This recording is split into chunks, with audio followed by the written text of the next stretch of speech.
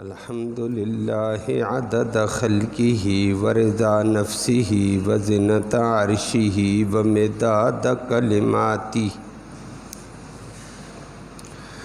والصلاۃ والسلام علی صفوۃ رسلہ وخیر خلقہ محمد وآلہ وصحبہ اما بعد فاعوذ باللہ من الشیطان الرجیم بسم اللہ الرحمن الرحیم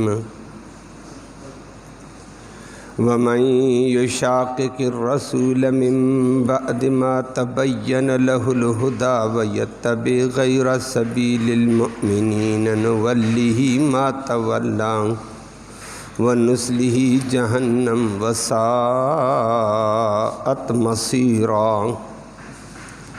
وقال اللہ تبارک وتعالی فی مقام آخر ما آتاکم الرسول فخذوه وما نہاکم عنہ فانتہوا صدق اللہ العلی العظیم وبلغنا رسولہ النبی الامی الکریم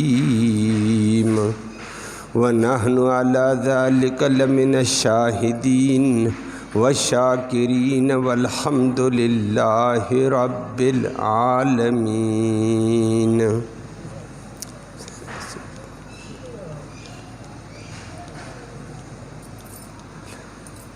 قابل صد تکریم و صد تعظیم معزز بزرگوں اور نوجوان بھائیوں، قرآن مقدس کی 2 آیات کریمہ تلاوت کی ہیں جن میں اللہ رب العالمین نے تمام کے تمام مسلمانوں کو بالخصوص اور عام انسانوں کو بالعموم ایک تنبیہ ارشاد فرمائی ہے۔ مسلمانوں کو بالخصوص تنبیہ فرما دی ہے کہ مسلمانوں، اسلام چاہتے ہو، اللہ کی رضا چاہتے ہو، دنیا اور آخرت کی فلاح چاہتے ہو تو اس کی بہترین کسوٹی محمد کریم صلی اللہ علیہ وسلم کی غلامی ہے۔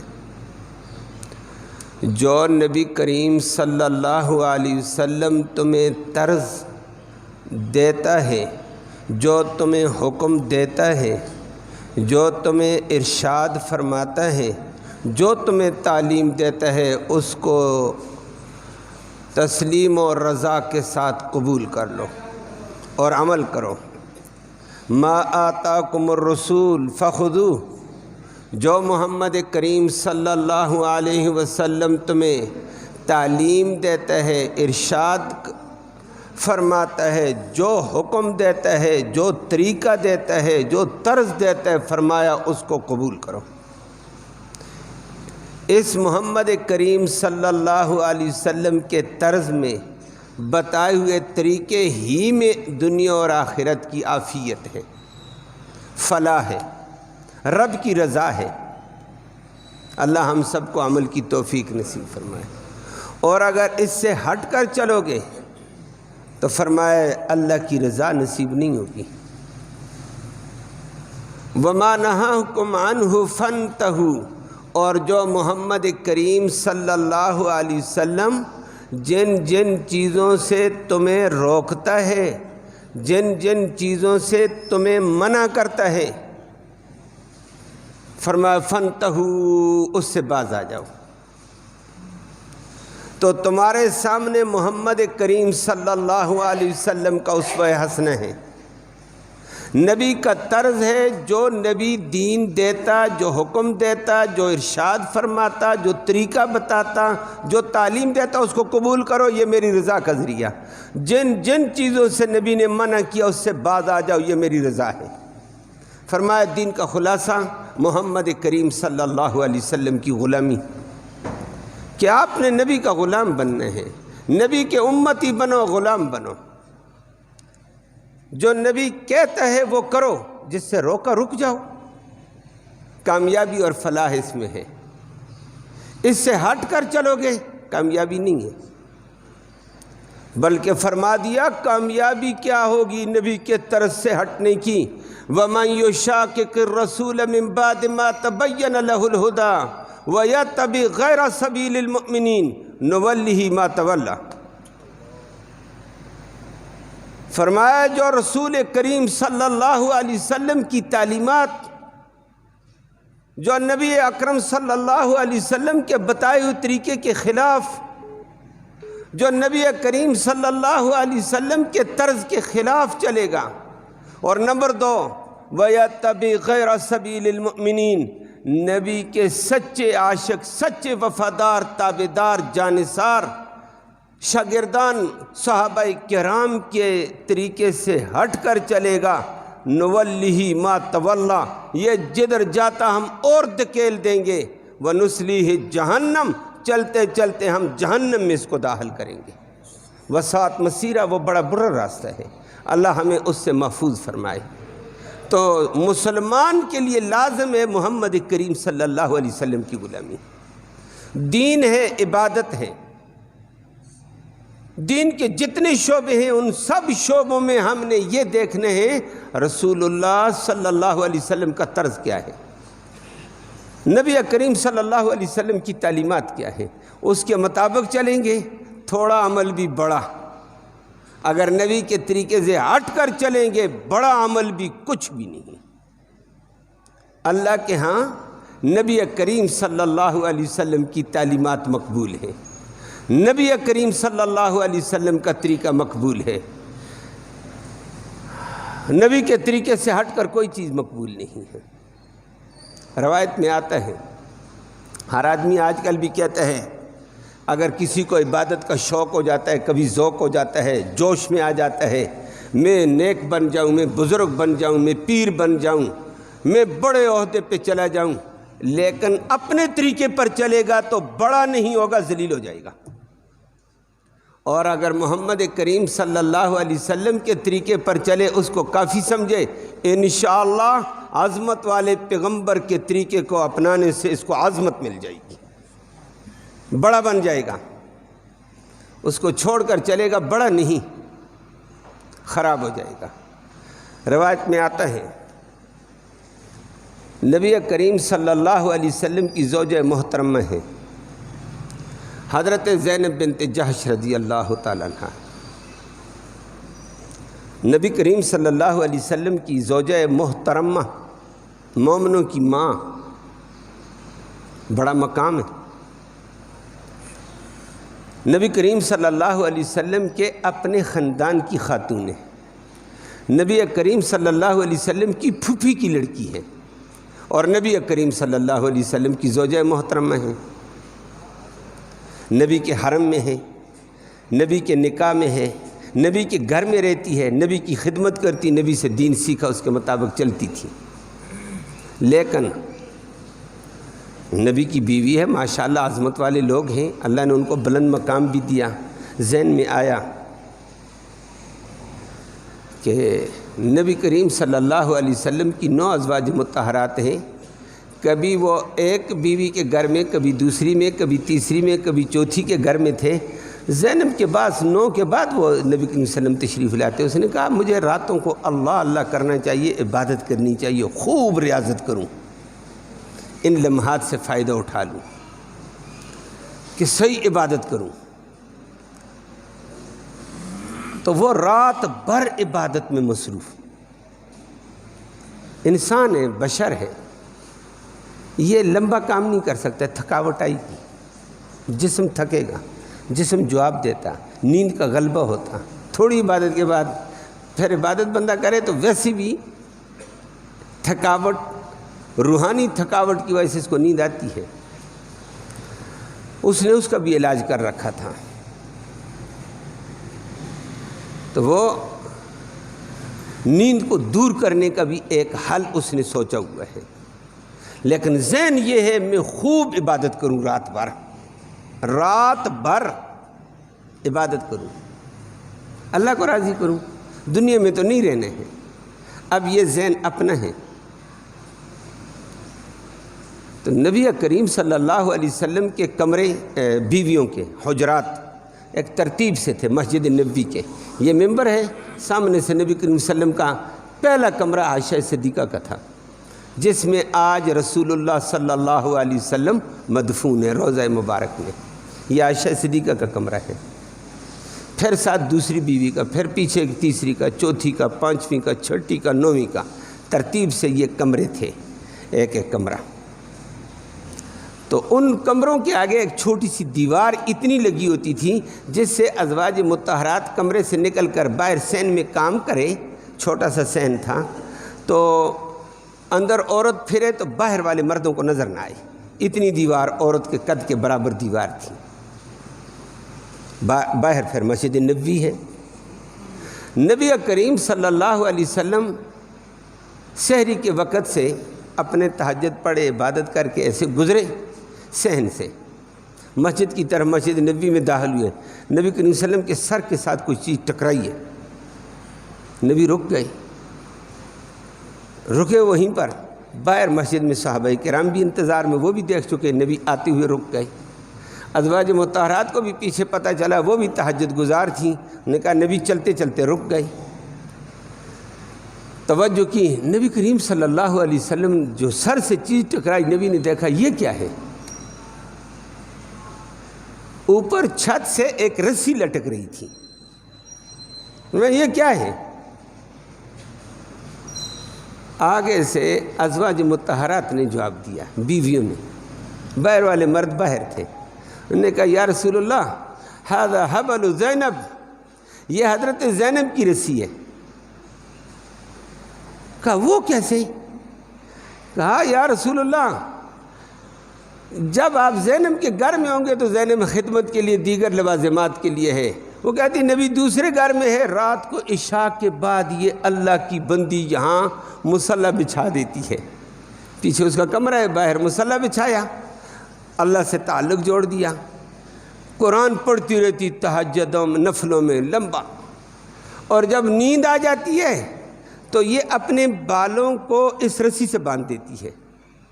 جب اس رسی سے بال باندھ دیتی ہے تو پھر اپنے پاؤں ڈھیلے کرتی ہے، سمجھ آ گئی بات؟ پاؤں سکیڑتی ہے، پاؤں سکیڑیں گے تو اوپر بال کھینچے جائیں گے نا، رسی تو اوپر باندھی ہوئی ہے، تو بالوں کو کھینچاؤ آتا ہے، اس کی مرضی۔ اب ایک سیکنڈ کے لیے اپنے پاؤں اٹھائے زمین سے، ذرا سمیٹے تو کھچاؤ آئے گا، 2 منٹ کے لیے اور 3، جتنا مرضی ہے۔ نیند زیادہ ہے تو 1 منٹ کے لیے اپنے آپ کو سکیڑتی، خوب بال کھینچے جائیں، مکمل نیند غائب۔ ہلکی نیند ہوئی تو تھوڑا سا کھچاؤ لگا، نیند دور ہے، اللہ اکبر، تہجد شروع کر دیں، نفل شروع کر دیا، قرآن پڑھنے شروع کر دیا۔ تو فرمایا رات کو وہ نیند کے دور کرنے کے ذریعے کے لیے طور پر اس رسی کو باندھا ہے کہ نیند دور کرنی ہے، میں نے یہ رسی اس نے باندھی ہوتی ہے، تو رات کو اس رسی سے لٹک کر اپنی نیند کا ازالہ کر دیتی ہے اور خوب عبادت کرتی ہے۔ بات سمجھ آ رہی ہے؟ یہ اچھا نہیں کر رہی ہے، رات بھر نفل پڑھنے، رات بھر نفلوں میں قرآن پڑھنا، نیند کو اڑانا، جسم کو تھکانا، یہ اپنے طور پر آدمی سوچے معمولی کام نہیں ہے۔ ہم تو نماز کے لیے تھوڑی دیر کے لیے آ جائیں، تھوڑی اگر 2، 4، 5، 10 سیکنڈ لیٹ ہو جائیں تو کہتے ہو نماز لیٹ کر دی ہے، ہمارے پاس ٹائم ہی نہیں ہوتا۔ مسجد میں تھوڑا سا وقت زیادہ ہو جائے تو کہتے یہ کیا ہو گیا؟ تو پھر اتنا لمبا وقت دینے والی، اللہ اللہ کرنے والی، اپنے طور پر تو صحیح تھی، ہم بھی اس کو صحیح کہہ دیں گے، لیکن نبی کریم صلی اللہ علیہ وسلم نے وہیں پر کھڑے ہو کر ارشاد فرمایا ان الدین یسرن، جو دین، ان الدین الف لام ماد ہر عربی گرامر ایک ہوتی ہے، فرمایا جو میں دین لے کر آیا وہ آسانی کا نام ہے، یہ جو تم نے بنایا یہ پریشانیوں کا نام ہے۔ اللہ اکبر، اللہ ہمیں آسانیوں والا دین نصیب فرمائے جو نبی کریم صلی اللہ علیہ وسلم نے لایا۔ اس دین کے اندر تمام شعبوں کو زندہ کیا جاتا ہے اور معاشرہ آپس میں منظم نظر آتا ہے۔ پھر فرمایا ان الدین یسر، جو میں دین لے کر آئے وہ آسانی کا نام ہے، اور تم اپنے اوپر یہ میرے طریقے سے ہٹ کر چلتے ہو، اپنے لیے مشکلیں پیدا کرتے ہو، اپنے آپ کو مشقت میں ڈالتے ہو، لیکن یاد رکھو تمہاری اس محنت کا، تمہاری اس مشقت کا، تمہاری ان نیکیوں کا اللہ کے ہاں کوئی ثواب نہیں ہے۔ فرمایا نیکی کا اور عبادت کا ثواب اس وقت ہوتا ہے جب وہ محمد کریم صلی اللہ علیہ وسلم کے طریقے پر ہو، نبی کے طرز پر ہو۔ نبی کے طریقے اور تعلیمات سے ہٹ کر عبادت کرو گے وہ عبادت نہیں ہے، وہ اپنی جان کو جوکھوں میں ڈالنے ہیں، مشقت میں ڈالنے ہیں۔ فرمایا کہ جتنی اللہ کی عبادت بھی کرو رات کو ٹھیک ہے، تعلق اللہ سے جوڑو، لیکن وَإِنَّ لِجَسَدِكَ، آپ کے اس جسم کا بھی عَلَيْكَ حَقٌ، آپ کے اوپر حق ہے، اس جسم کو بھی راحت دو، یہ اللہ کی امانت ہے۔ یہ فضول بات آج کل چلتی رہتی، میرا جسم میری مرضی، تیرا جسم ہے ہی نہیں، یہ اللہ کی امانت دی ہوئی اللہ نے ہمیں، یہ اس نے ہمیں دیا، استعمال کیسے کرتے ہو؟ میری امانت ہے تمہارے پاس، یہ اعضاء امانت ہے، یہ صحت امانت ہے، یہ جوانی امانت ہے، یہ زندگی امانت ہے اس کی، اس کے اندر ہم مداخلت نہیں کر سکتے ہیں۔ اسی لیے تو خودکشی حرام ہے کہ اللہ کی امانت میں مداخلت کر رہا ہے۔ یہ کہہ دینا کہ میرا جسم، فرمایا نہ یہ اللہ نے تمہیں جسم دیا، اللہ کی امانت ہے، اس کا حق ادا کرو، اس جسم کا بھی حق ہے۔ وَلِعَيْنَيْكَ عَلَيْكَ حَقٌ، ان آنکھوں کا بھی تھوڑا سا حق ہے نا، تھوڑا سا آرام دے دو ان کو۔ اللہ کیسا دین آسانی والا ہے، یہ نہیں کہتا رات بھر کھڑے ہو جاؤ اور لمبے لمبے، جس طرح آج کل کے بعض جاہلوں نے یہ کام شروع کیا ہوا ہے، اور لوگ بھی کہتے ہو بچاؤ فلاں بزرگ کے ہاں جا رہے ہیں، اس نے چلا کاٹا ہے، کہاں؟ غار میں۔ تو اس کو کس نے کہا غار میں بیٹھتا ہے؟ نبی کے طریقے میں غاروں میں بیٹھنا ہے۔ اللہ اکبر۔ کوئی کہتا ہے فلاں نے سمندر کے کنارے کاٹا، کوئی کہتا ہے فلاں پانی میں کھڑا رہا 1 مہینے تک، کیوں کھڑا رہتا تھا؟ ادھر زینب رات کو کھڑی ہوئی ہے نفلوں کے لیے، نبی نے فرمایا میرے طریقے سے ہٹ کر ہے، نہ جائے توڑو اس رسی کو۔ نبی نے خود ہاتھ ڈالا، رسی توڑ کر پھینک دی۔ فرمایا جسم کا بھی حق ہے، جسم کو راحت دو، آنکھوں کا حق ہے، ان کو تھوڑی دیر سونے دو۔ وَلِلضَّيْفِ عَلَيْكَ حق، مہمان آئیں گے تھوڑا سا ٹائم ان کو بھی دو، ان کا بھی حق۔ وَلِزَوْرِكَ عَلَيْكَ حق، آپ کو دیکھنے کے لیے کوئی آئے گا تو 2-4 منٹ اس کو بھی دو، اس کا بھی حق۔ یہ نہیں ہے کہ طرف جا دوڑنے ہیں۔ اور فرما دیا وَلِأَقْرَبَائِكَ عَلَيْكَ حق، رشتہ داروں کا بھی حق ہے، رشتہ دار بیمار ہوا جا کر اس کو بھی دیکھ لیا کرو، اس کی اعانت بھی کر لیا کرو۔ اور فرمایا کہ ہر آت کل ذی حق حقہ، ہر حق والے کو اس کا حق دینا میرے دین کا حصہ ہے۔ یہ تو نہیں ہے ایک طرف غلو کر کے ہم بیٹھ جائیں۔ اللہ ہم سب کو دین کی سمجھ نصیب فرمائے۔ تو دین محمد کریم صلی اللہ علیہ وسلم کی غلامی کا نام ہے، نبی کریم صلی اللہ علیہ وسلم کے طرز کا نام ہے۔ اگر نبی کے طرز سے ہٹ کر ہم لمبے نفل بھی پڑھیں وہ اللہ کے ہاں قبول نہیں ہے۔ اللہ نے ہمیں قرآن میں بتایا کہ جو بھی نیکی کرتے ہو، جس شکل میں کرتے ہو، اس میں نمونہ محمد کریم صلی اللہ علیہ وسلم ہے۔ ما آتاکم الرسول فخذوہ، جو نبی تمہیں دیتا ہے، جو کہتا ہے، جو طرز دیتا ہے، جو طریقہ دیتا ہے، جو دین دیتا ہے، اس کو لیا کرو، اس سے ہٹ کر نہیں چلو گے۔ اگر ہٹ کر چلو گے تو وہ دین نہیں ہے، وہ قبول نہیں ہے۔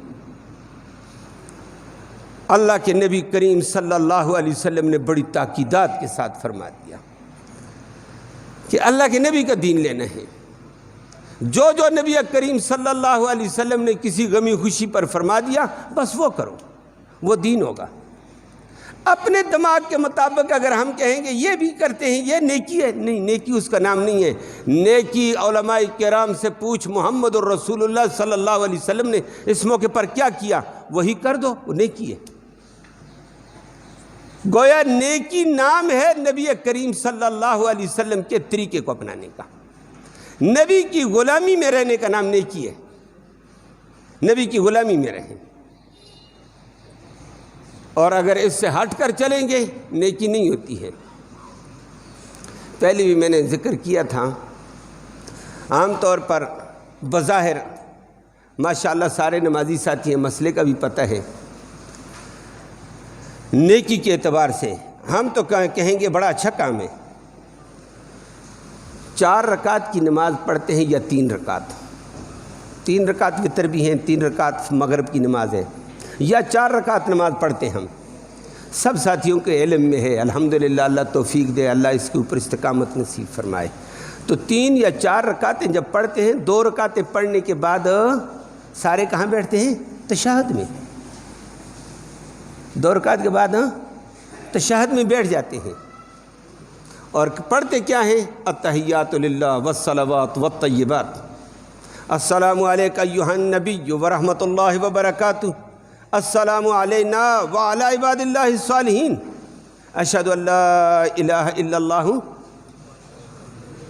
اشہد ان لا الہ الا اللہ وحدہ لا واشہد ان محمدً، بس یہیں تک پڑھتے ہیں، اور بس آگے اٹھ کر تیسری رکعت کو جاتے ہیں، سنت ہیں تو پھر اٹھ کر تیسری رکعت کو جائیں گے، فرض ہیں تو پھر تیسری رکعت کو اٹھ کر چلے جائیں گے، وتر ہیں تو پھر تیسری رکعت کو اٹھ کر چلے جاتے ہیں۔ یہ کیوں؟ نبی کریم صلی اللہ علیہ وسلم کا طریقہ یہی ہے، نبی اٹھیں ہم بھی اٹھیں گے۔ اب جان بوجھ کر نہیں، بھول کر ایک آدمی عبدہ و رسولہ کے بعد بھول کر آگے نکل گیا، اللہم صلی علی محمد، یا اس سے آگے نکل گیا، اتنے تک مسئلہ یہیں تک ہوگا، اس سے آگے بھی ہوگا، اللہم کہہ دیا تو اس کے اوپر بات نہیں ہوگی، یہ معمولی بات ہوگی، اور اللہم صلی علی محمد جملہ ہو گیا، وعلی آل محمد کہو، آگے بھی نکل جاؤ، اتنا ہی کہہ دیا اللہم صلی علی محمد، معنی کیا ہے؟ معنی کیسا زبردست ہے، درود پڑھے بھائی، اردو میں درود پڑھنا کہہ دیا، معنی کیا ہے؟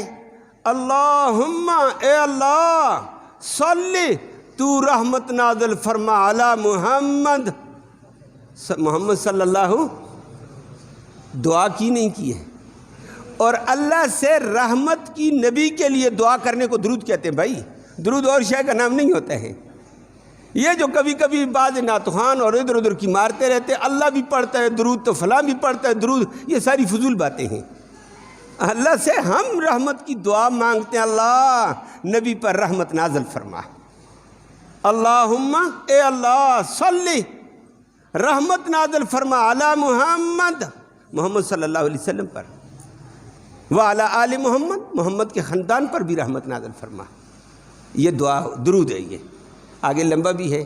اب ایک آدمی نے عبدہ رسولوں کے بعد پڑھ لیا اللہم صلی علی محمد بھول کر، تو بہت سارے احباب کے علم میں ہوگا، جن کے نہیں بھی ہے پتہ چل جائے گا، مولوی صاحب سے پوچھ، مفتی صاحب سے پوچھ، شیخ الحدیث صاحب سے پوچھ کہ مولوی صاحب میں بھول کر عبدہ رسولوں کے بعد آگے نکل گیا اور اللہم صلی علی محمد بھول کر پڑھا، گالی نہیں دی ہے،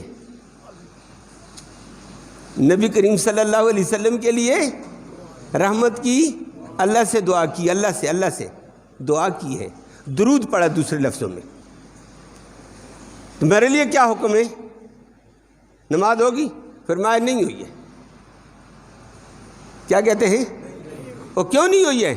کہتے ہیں غلطی کی ہے، عبد رسولوں کے بعد آگے کیوں گیا؟ وہ بھول کر گیا انہیں جی، اور گال بھی نہیں دی، دنیا کی بات نہیں کی، رب سے دعا کی، دعا بھی نبی کے لیے رحمت کی، نبی کے لیے، فرمایا بھائی اس غلطی کا ازالہ کرنا پڑے گا، اٹھ جا، تیسری پڑھ، چوتھی رکعت پڑھ، آخر میں اس غلطی کے لیے 2 سجدے سہو کے کرنا، 2 سجدے سہو کے، عبد رسول پڑھ کرنا، چوتھی رکعت کے بعد السلام علیکم اللہ اکبر، 2 سجدے کر، نماز ہو جائے گی، اگر نہیں تو کہا نہیں ہوئی ہے، وہ کیوں نہیں ہوئی ہے؟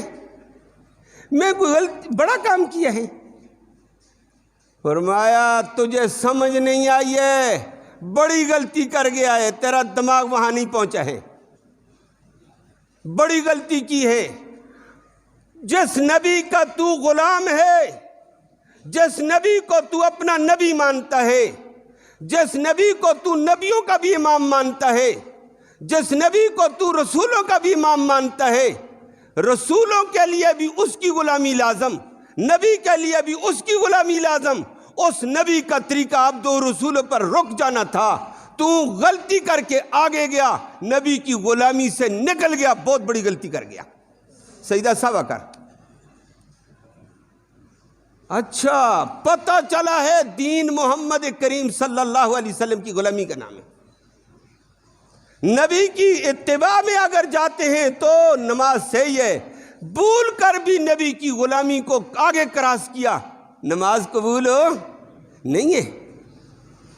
اور ہمارے زندگی کے معاملات میں کوئی طریقہ بھی نبی والے طریقے کے مطابق نہیں ہے، کوئی غم کوئی نبی کے طریقے کے مطابق نہیں، کوئی خوشی نبی کے طریقے کے مطابق نہیں، اپنی مرضی، شیطان کی مرضی۔ اللہ ہم سب کو ہدایت نصیب فرمائے۔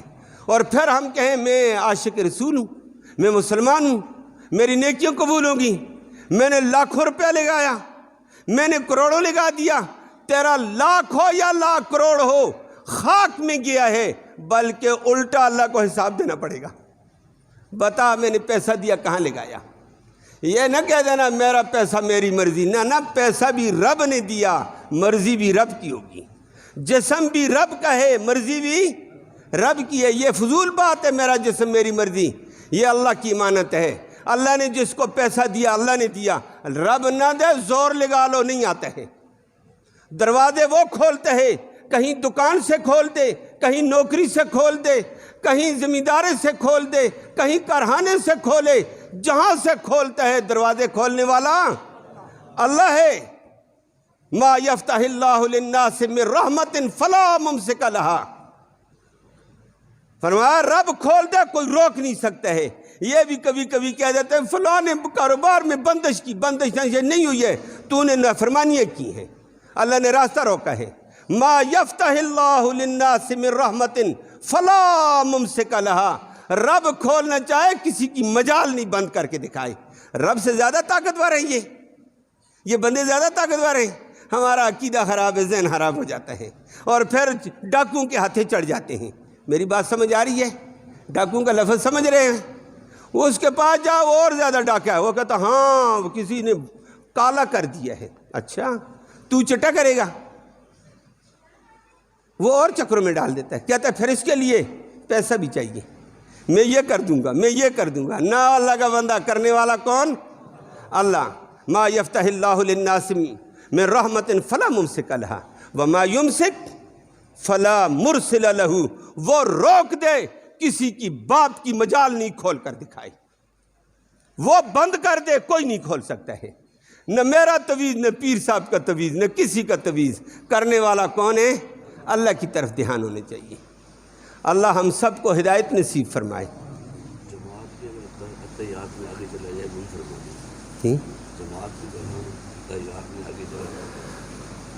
جی جزاک اللہ۔ جی میں نے مسئلہ بتا دیا تھا جس میں میں نے یہ ظاہر کرنا تھا کہ نبی کے طریقے کے مطابق چلیں گے تو نماز ہو جائے گی، بھول کر بھی نبی کا طریقہ چھوڑ دیں گے تو اللہ کے ہاں نماز نہیں ہوگی۔ میں نے عبد الرسولوں کے بعد یہ بات کی ہے، تو وہ آپ کی اپنی نماز ہے، یا امام پڑھتا ہے یا آپ اکیلے پڑھتے ہیں، تو یہی مسئلہ تھا۔ ایک ساتھی نے یہ اشکال کر دیا کہ امام کے پیچھے ہم بیٹھے ہوئے ہوتے ہیں اور عبد الرسولوں کے بعد دوسری رکعت کے بعد عبد الرسولوں تک پڑھنا تھا، ہم آگے نکل گئے، تو